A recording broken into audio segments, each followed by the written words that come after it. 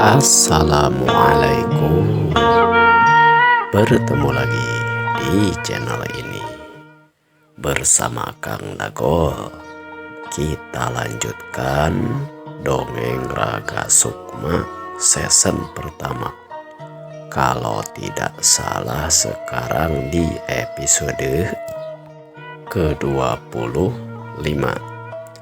Di episode sebelumnya Kang Dagol sedang menceritakan tentang Jaka Suma yang sedang ngobrol, memastikan izin dari istrinya karena mendapatkan panggilan dari pamannya Ki Praja. Dia mendapatkan tugas untuk menemaninya ke Kadipaten ataupun tugas membantu tugas Ki Praja bersama Sanca katanya. Lalu bagaimana cerita kelanjutannya? Mangga caraketan. Iya Kang, kalau orang gadis mah gimana Kang aja. Kalau pepatah kita orang tua mengatakan istri mah gimana suaminya saja, dibawa ke liang cocopet. Liang cocopet ya apa ya? Hewan yang kecil gitu, masuk ke dalam sarang hewan kecil sekalipun. Istri mah gimana suaminya aja. Yang penting istri itu atau suaminya berada dalam jalan benar. Gimana pun keadaannya istrinya harus tetap ikut. Syukur kalau gitu mah. Akang sangat berterima kasih sekali kalau memang Rengganis sadar dengan penuh kesadaran bisa mengizinkan Akang. Ya sudah kalau begitu Akang mau pergi ke rumahnya Sanca. Pengen tahu bagaimana Sanca, bagaimana apakah dia bisa atau seperti apa. Belum kering Sukma, belum kering Jaka Suma berkata-kata dia akan pergi ke rumahnya Sanca. Rentang-rentang dari kejauhan terlihat sosok Sanca yang lagi menuju rumahnya Jaka Suma.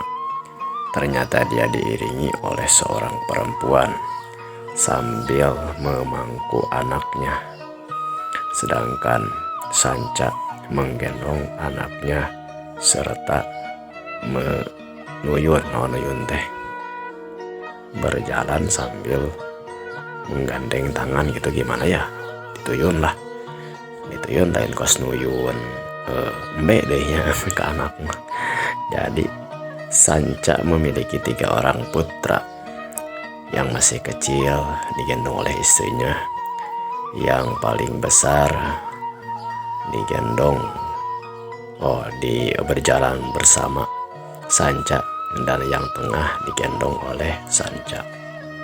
Kemudian tidak berapa lama masuklah Sanca ke dalam halaman rumah Ki Jaka Suma.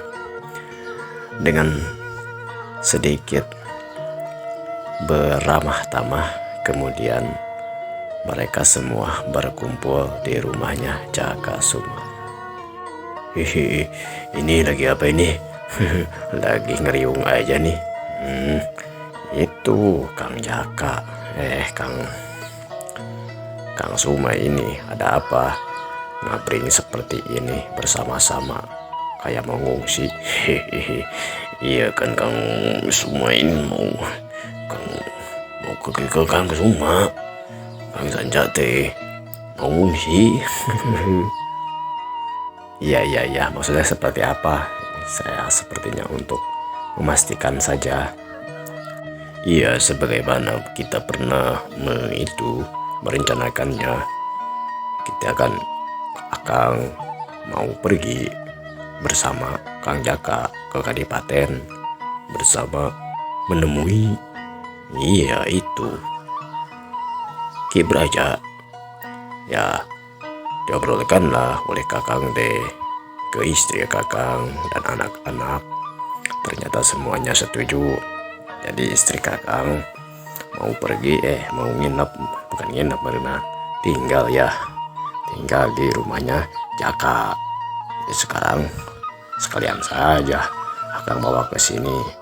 Nanti sambil main, sambil mengenali rumah di sini.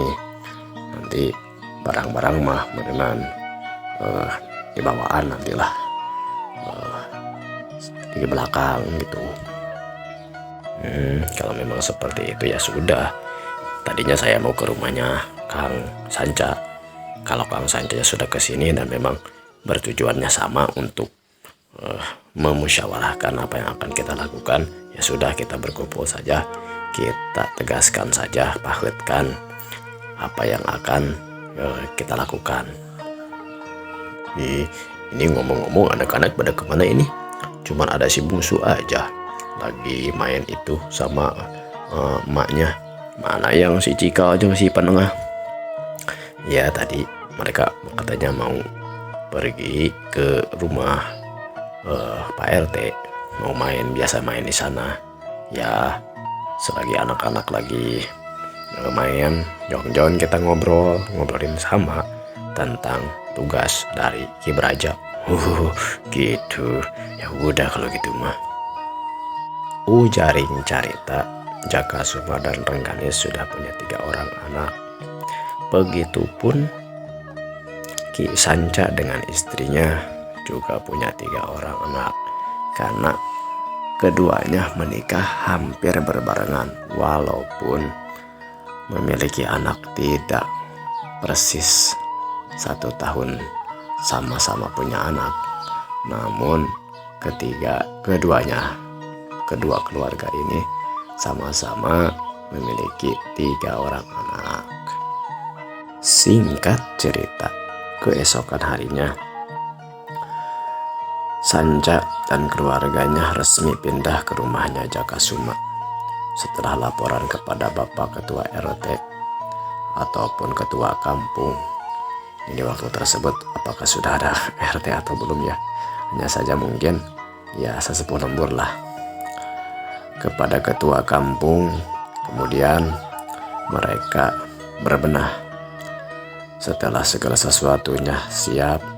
Kemudian Jaka Suma dan Sanca bersiap-siap untuk pergi ke Kadipaten menemui Ki Braja pada esok harinya. Di perjalanan, Jaka Suma berjalan beriringan bersama Sanca sampai mereka pada suatu tempat seperti di dalam sebuah hutan yang tipis dan belum masuk ke dalam hutan yang terlalu dalam.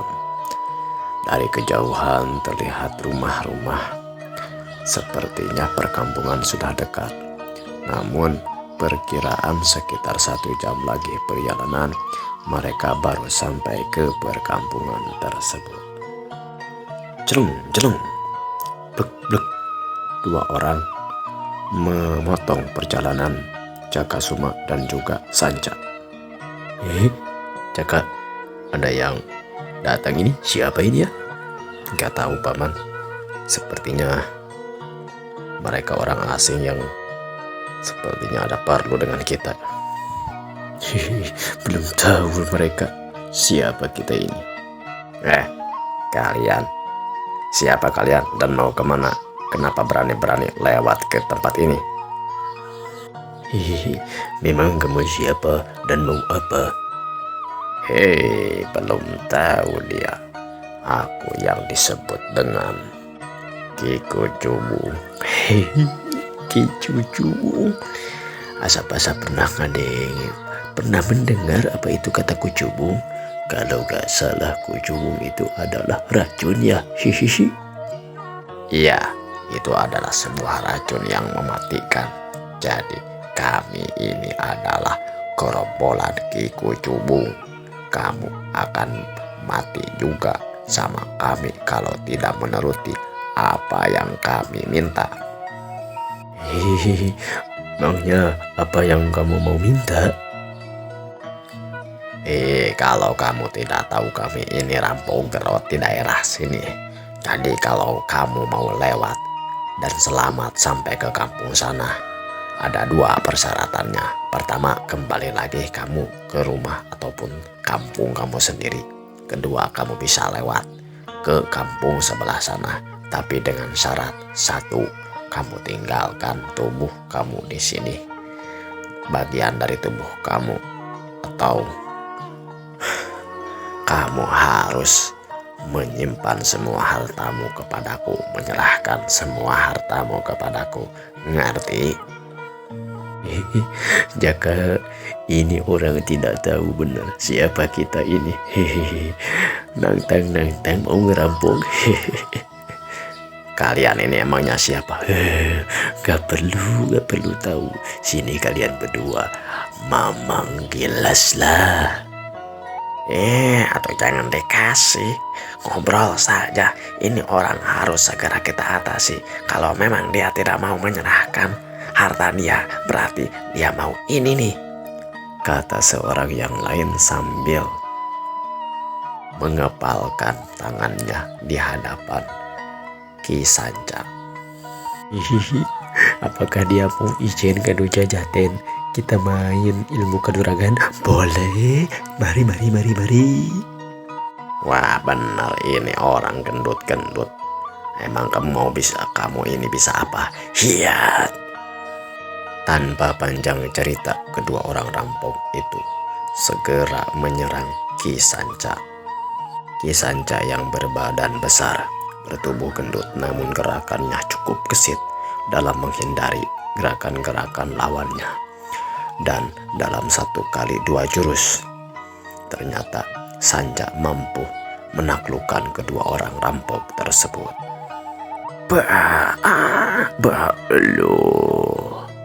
Kedua rampok tersebut terkapar di tanah. Yang satu menahan perutnya, yang kedua menahan rasa sakit di kakinya. Keduanya tidak bisa melawan lagi, tunduk kepada Ki Sanca. Memang gak bisa dibiarkan. Terdengar suara di balik pohon.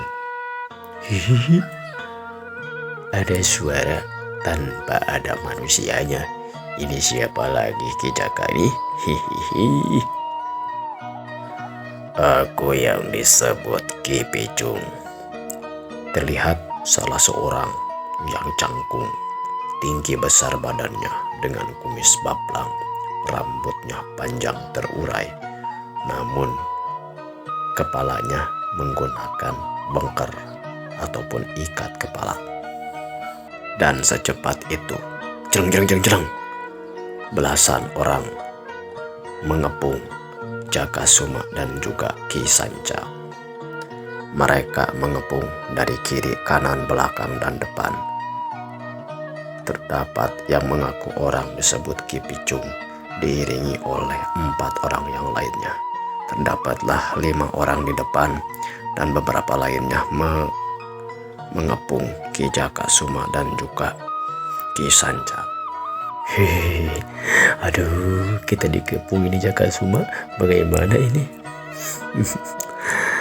Tenang, kita mah sudah terbiasa melawan yang seperti ini mah. Seperti latihan saja. Sepertinya ilmu mereka pun tidak terlalu tinggi, Kang. Kuakanglah kemai di perenan, dilipat kayak melipat pakaian. Tenang. Mendengar kata-kata Ki Jakasuma dan juga Ki Sanca yang bernama Ki Kucubung sebagai pimpinan gerombolan rampok tersebut merasa nafsu dan marah. Kawan-kawan, anak-anak, kepung, tangkap mereka, serbu. Ki Sanca berbalik ke belakang. Dia menghadapi beberapa orang dari arah belakang, sedangkan Ki Jakasuma menghadapi 2 arah dari kiri dan kanan yang tadi mereka berada berdua diserang. Ki Sanca menghadapi rampok yang berada di arah belakang yang menggunakan senjata-senjata. Kemudian dia pun mengeluarkan goloknya. menangkis semua serangan, menghindari serangan-serangan. Dengan beberapa gerakan, orang-orang di belakang ini pun dia taklukkan dengan begitu mudahnya. Sedangkan Ki Jakasuma menghadapi lawan-lawan dengan senjata lengkap tersebut, dia tidak mengeluarkan senjata apapun. Dengan gerakan yang begitu cepat, tahu-tahu orang-orang yang menyerang di kiri dan kanannya langsung lumpuh seketika itu juga. Belasan orang dengan gerakan beberapa menit saja sudah lumpuh oleh Ki Sanca dan juga Jakasuma. Melihat kejadian itu, Ki Picung dengan hampir tidak percaya. Dia merasa kateter, seber, ataupun meringis ketakutan melihat kesitnya dan tingginya ilmu kanuragan yang lawannya miliki. Namun bukanlah disebut ketua rampok. Kalau melihat hal tersebut, dia merasa takut. Hanya saja dia heran, apakah ada orang yang memang begitu tinggi ilmunya ketika menghadapi musuh belasan orang dengan waktu beberapa menit saja sudah takluk di tangan keduanya. Sepertinya barudak kita punya lawan yang cukup seimbang. Sejauh ini aku belum pernah menghadapi lawan yang cukup memiliki ilmu kanuragan. Jadi mari kita bertarung patu tunggalan, wahai Kisana. Kakang, jangan dulu sama Kakang, sama saya saja dulu. Kalian belum bukan tandingannya. Biar aku saja yang melawan, terutama ini yang agak muda nih.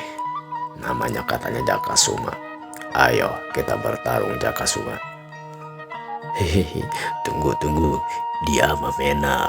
Jadi lawan dulu saya pelindungnya. Hoho, menak itu tahu apa? Bisanya mereka makan curug bentik banda bakas kutu tunyuk. Dia hanya bisa mampu memerintah saja tanpa ada kemampuan. Ya udah, kalau kamu memang mau melawanku, ayo, tidak ada masalah bagi saya. Ayo kita bertarung patu tunggalan sampai ada yang benar-benar lumpuh ataupun talu. Kedua orang jago ataupun satria ini bertarung, satu orang rampok dan satu orang Ki Sanca yang memang jawara kampung, namun penuh dengan pengalaman. Ki Sanca melawan ketua rampok ini sedikit merasa kesulitan, sampai-sampai dia terkena pukulan beberapa kali.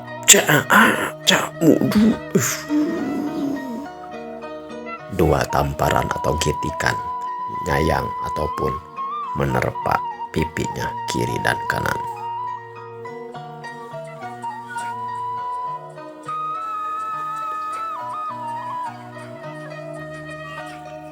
Merasa terdesak, Ki Jakasuma, Ki Sanca mundur dan mendekati Ki Jakasuma.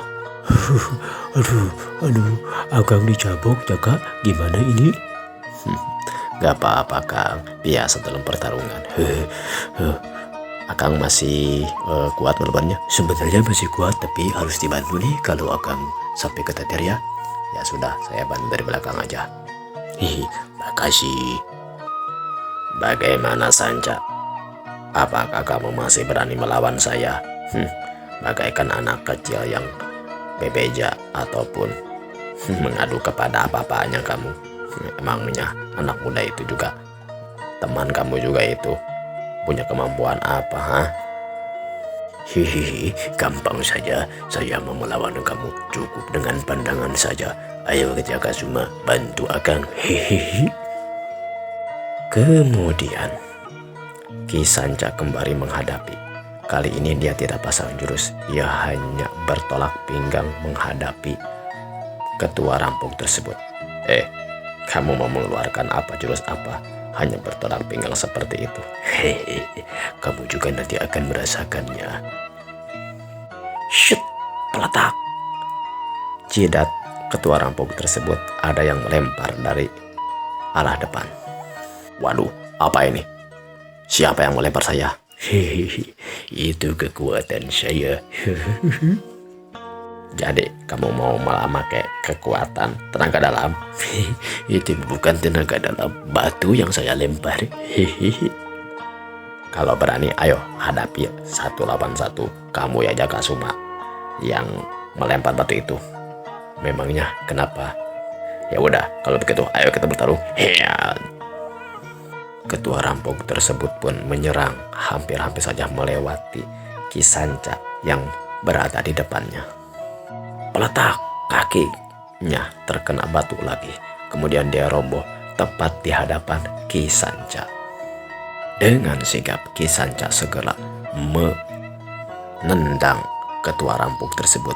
Namun namanya juga ketua rampok, dengan gesit dan juga dengan cepat dia menghindari tendangan Kisanca tersebut. waduh, hebat euy. Sekejap saja Kisanca berkata demikian. 2 orang yang lainnya yang tadi menemani Ki Kucubung langsung menyerang Kisanca. Kamu lawannya adalah aku. Ya. Temennya ada nih. Ayo kita bertarung. Diceritakan Ki Jakasuma yang menghadapi ketua rampok. Ketua rampok dengan segera langsung mengirimkan pukulan lurus dari tangan yang paling kuatnya. Ya. Gerakan Ki Jakasuma begitu pelan namun pasti. Tangan dari rampok tersebut kemudian ditangkis dan langsung dia memukulkan tangannya ke arah perut dan satu pukulan saja ke perut. Ketua rampok tersebut langsung roboh. Kemudian dia memuntahkan isi perutnya sampai-sampai dia tidak bisa bangun lagi. Berbeda dengan pertarungan Kisanca melawan 2 orang yang lainnya.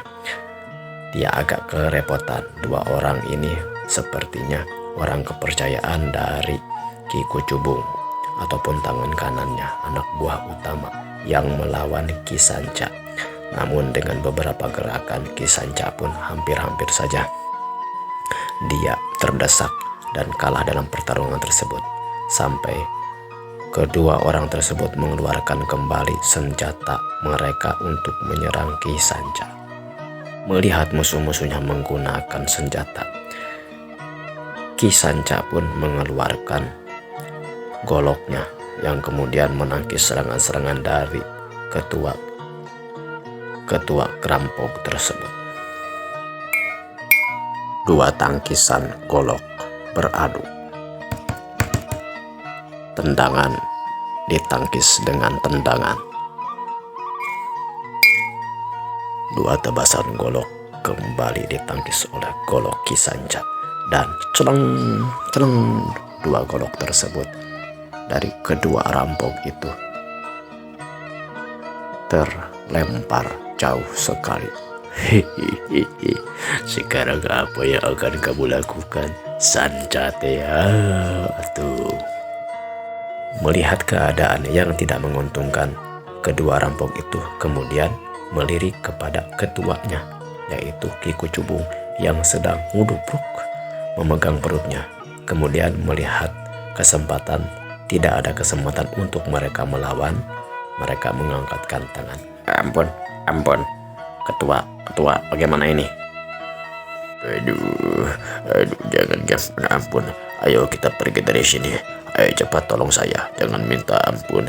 Kita rampok pantang minta ampun. Ayo kita pergi dari tempat ini. Hihihi. Batuknya dia. Hihihi.